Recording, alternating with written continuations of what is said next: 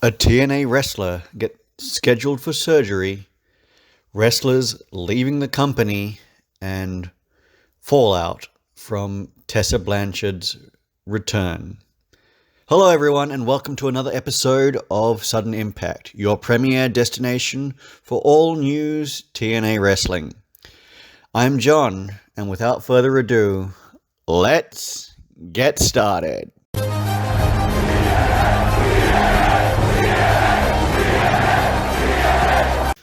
This is Sudden Impact.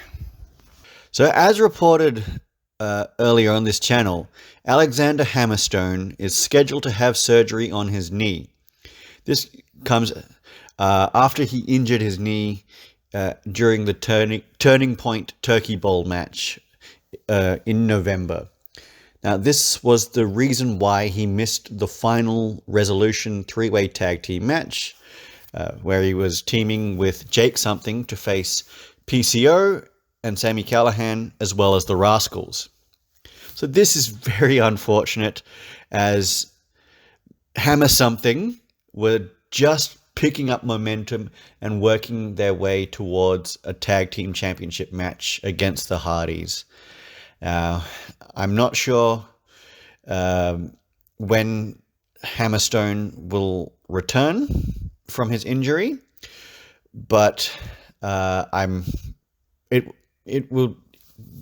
surgeries always require a bit longer to recover from, so I think he will be out for quite a while, like mid to late 2025 at least. Now, numerous wrestlers from TNA are leaving or have already left the company. Firstly, Rhino announced he was leaving TNA at the final Resolution tapings.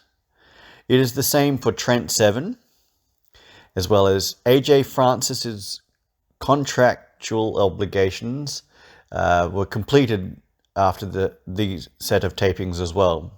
However, contract talks with him and TNA are still ongoing.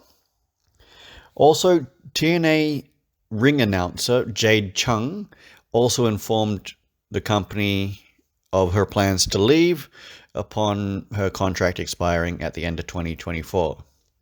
As well as Kushida's TNA contractual obligations have also concluded, and he will now return to New Japan Pro Wrestling full-time, where he was also signed during this year.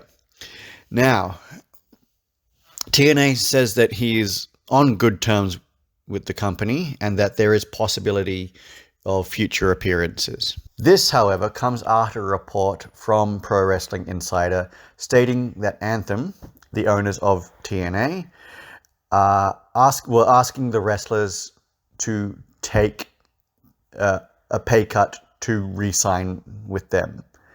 Now, if this was true, then Anthem should be very disappointed with themselves, as those wrestlers were with the company during the company's rise, especially throughout this year, and were being built up to be with the company long term, and given building their story and going into 2025 with hope for something better and more opportunities in that company, in TNA. Wrestlers like Mike Bailey reportedly signing with AEW, Jordan Grace on her way to WWE, and Josh Alexander heading to the free agency once his contract expires as well in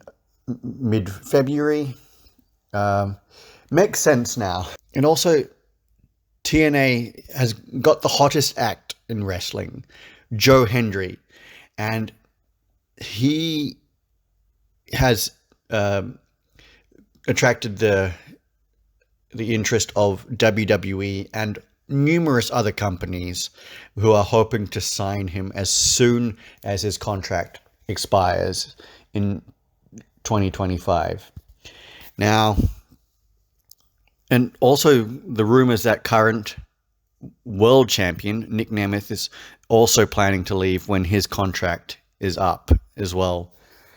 This is just a pretty sad way to end the stellar year that TNA has had, with all the goodwill they built up amongst the fans and increasing the production values, running larger venues, as well as selling out those larger venues as well. This is sours at all the good work that TNA has done. Finally, the fallout from Tessa Blanchard's return to TNA continues, as it was revealed that Jordynne Grace, who Blanchard attacked after the match at Final Resolution, is set to face in Tessa's first feud back in the company and Grace's last feud before heading to WWE, received pushback from Jordynne Grace herself.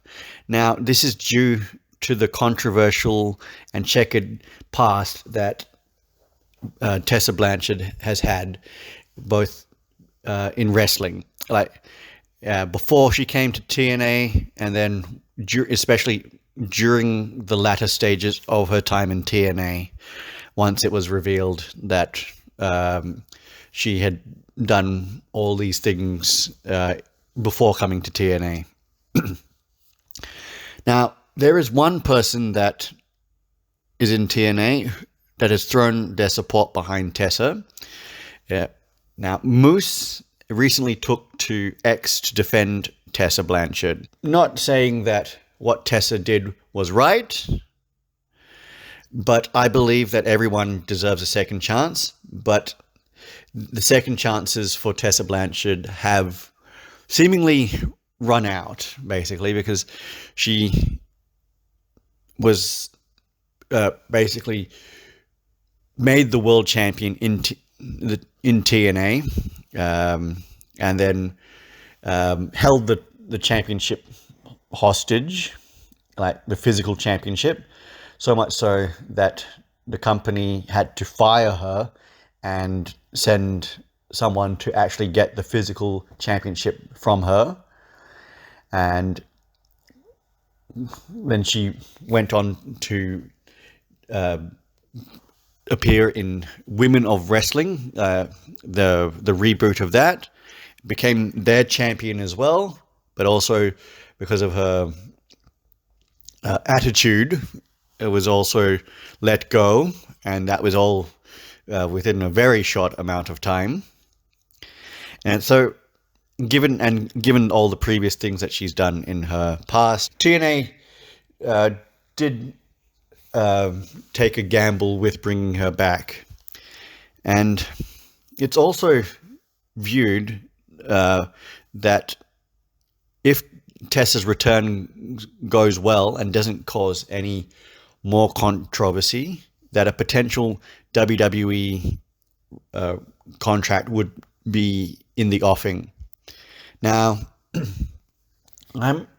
I'm sick and tired of wrestlers being signed to TNA or smaller companies, and just using the exposure that company has with